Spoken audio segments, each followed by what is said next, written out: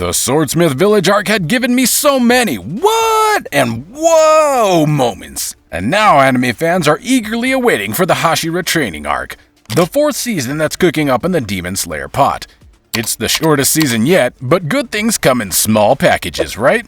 It's set to hit your screens in the summer of 2024, so mark your calendars and set your Netflix reminders. But before that, we're going to have a little sneak peek at the bomb that's waiting for us. My fellow Demon Slayers, it's time to unravel the chaos in the Hashira Training Arc. But let me remind you that there's gonna be a ton of spoilers, so you might want to save it for later. After the heart-pounding Season 3 finale, Ufotable revealed that Demon Slayer is gearing up for Season 4's Hashira Training Arc. The teaser trailer is like a Hashira roll call, minus Flame Hashira Kyojuro Rengoku. Get ready for Stone Pillar Gyome Himejima, Wind Hashira Sanemi Shinazugawa, and Serpent Hashira Obanai Iguro to flex their demon-slaying muscles. Oh, and guess who's crashing the party? Water Hashira Giyu Tomioka and Insect Hashira Shinobu Kochu from Season 1. Mist Hashira Muchiro Tokito and Love Hashira Mitsuri Kanroji are also joining the Hashira squad from Season 3. The art genius behind the scenes, Akira Matsushima, is back at it, creating visual magic like a demon-slaying Picasso. So our story kicks off after Nezuko's surprising makeover and the epic showdown between demon duos. Plans are afoot to relocate the Swordsmith Village because, well, demons have a knack for crashing parties. The Hashiras did their bit to keep the damages low, but demons are demons.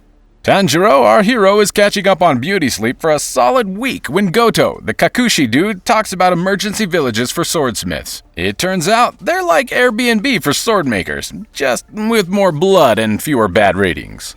Now, Tanjiro, in between bites, spills the beans about Nezuko's newfound sunwalking ability. Goto is baffled, but before he can process it, Zenitsu, the blonde ball of energy, starts screaming about heart attacks and proposing to Nezuko. Oh, Zenitsu, it never changes. Meanwhile, at the Yubayashiki estate, the Hashira are gathered for an emergency meeting. The head honcho, Master, is too sick to attend, so his wife, Amane, steps in. They discuss demons conquering the sun and weird marks on Hashira candidates. So Lady Amane is like, guess what? Muzan could totally be gearing up to face off with Nezuko. Why? Well, cause Nezuko just nailed conquering the sun.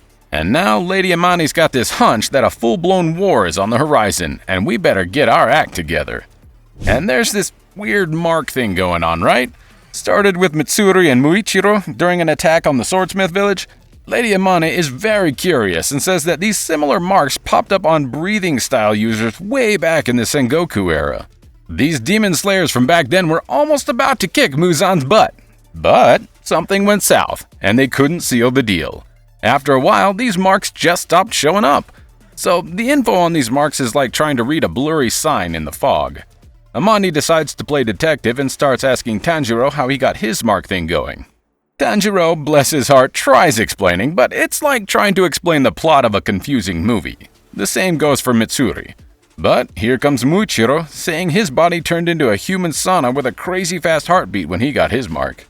Then Muichiro says that it might depend on whether you're in a do-or-die situation. Amane thinks, hey, why should only a few demon slayers get this cool mark action?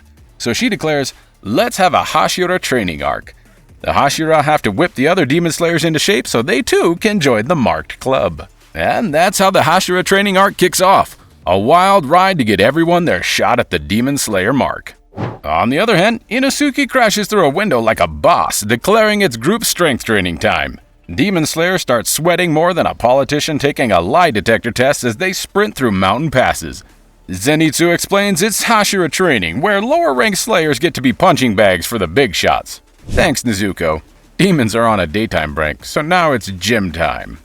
At the beginning, they get the basic stamina training, like the warm-up before a workout. And then, boom, the real deal training hit them like a surprise test you didn't study for. It's like a demon fighting boot camp, but with a dash of chaos and a sprinkle from hell. Tengen Uzui, the flashy retired Hashira who puts trainees through hellish workouts. Mitsuri teaches flexibility, Tokito teaches speed, and Gyome, the absolute unit, does the ultimate strength training. It's a demon-slaying boot camp, and Tengen is the drill sergeant with a flair for the dramatic. Well, Shinobu decided to skip it because she was too busy whipping up a poison storm for the big showdown. And guess what? Our favorite, Giyu Tomioka, also ditched the party. Must be something in the air. Or maybe they just wanted a break from the action. So Tanjiro decides to visit Tomioka. He wants Tomioka to train him. Tanjiro spills the tea that Tanjiro's got Ubayashiki's blessing, and Tomioka's face is a mix of surprise and regret. Tomioka reveals that he didn't pass the final selection exam and has some serious imposter syndrome. Tanjiro, playing Dr. Phil, asks if he wants to honor Sabato's legacy. After that, in a flashback, Sabato, a beast slayer, slaps some sense into Tomioka, telling him not to talk about wanting to die. Sabato believed in Tomioka's potential to protect and save others. Aw, ain't friendship grand? Cut to Tomioka in brooding mode, and Tanjiro is channeling his inner therapist.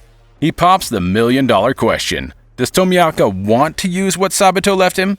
Tomioka is left stunned like someone who just told him water isn't wet. Coming up, the Butterfly Mansion drama. Shinobu, the insect Hashira, is having a total emotional meltdown. She's contemplating her emotions, wondering if she's immature, and then, out of the blue, she's asked for training. The twist? It's not your regular training. No, it's Tanjiro asking for a sparring session with a stone Hashira. Shinobu declines, but hey, it's not all serious. There's talk about an eating contest, and who doesn't love some food antics? Hold your breath, we're diving deep into Tanjiro's training journey. First up, he gets cozy with Tengen and his wives. 10 days later, he's off to Muchiro's place for some swordplay and a stamina boost. Tanjiro's becoming a Hashira-making machine. But it's not all sunshine and rainbows. Next up, Tanjiro faces Mitsuri. Imagine ballerinas meeting a blender. Yep, that's the visual. They dance and stretch like they're auditioning for a demon-slaying Broadway show. Then comes the snake Hashira, Obanai. Tanjiro's thrown into a room with swordsmen all tied up, and he has to dodge blows without harming them. And it's a chaotic dance of swords. But wait, there's more! Tanjiro encounters the menacing Sanemi. This guy is ridiculously tough. Zenjutsu is terrified. Sanemi's training involves making Tanjiro run with Zenjutsu on his back while exchanging harsh words. Brotherhood bonding at its finest, right? But the drama's not over. Tanjiro witnesses Sanemi disowning his own brother, Genya. It's like a soap opera, but with swords and demons. The tension rises, punches are thrown, and Tanjiro plays referee. But guess what? The training must go on. Imagine Inosuke and friends training under a waterfall, and Giyu is meditating like he's auditioning for a demon-slaying reality show. Zenjutsu's there too, standing on his boulder like he's the king of the mountain. But it's not all glory. They're pushing boulders, carrying logs, and enduring a freezing waterfall. Inosuke even thinks the Rock Hashira is the Chuck Norris of their group. Classic Inosuke. Fast forward through freezing water and sore muscles, and Tanjiro's still struggling with his boulder. But guess who shows up? Genya. He's pushing his boulder like a champ, dropping some wisdom about repetitive actions. It turns out Guillaume, the Rock Hashira, has a secret technique. Repeat actions, remember loved ones, and voila! You become a demon-slaying powerhouse. Inosuke moves his boulder with the power of tempura cravings. Zenitsu, still in disbelief, witnesses Guillaume pushing a massive rock. Tanjiro and their friends finally complete their training, but the drama isn't over. They have a heart-to-heart with Guillaume, who spills the beans about his tragic past. He got framed for murder, fought demons to protect a kid, and ended up being labeled a murderer. No, courtroom dramas weren't trending in those days.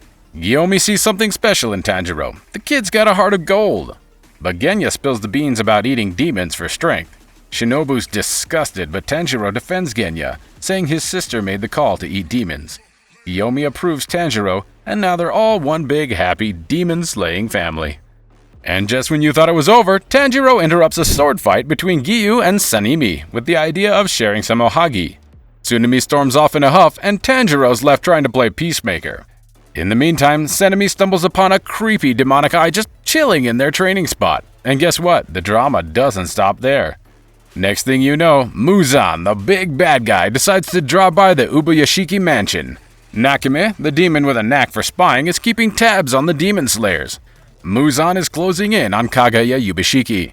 It's a meeting of generations, and things are getting real.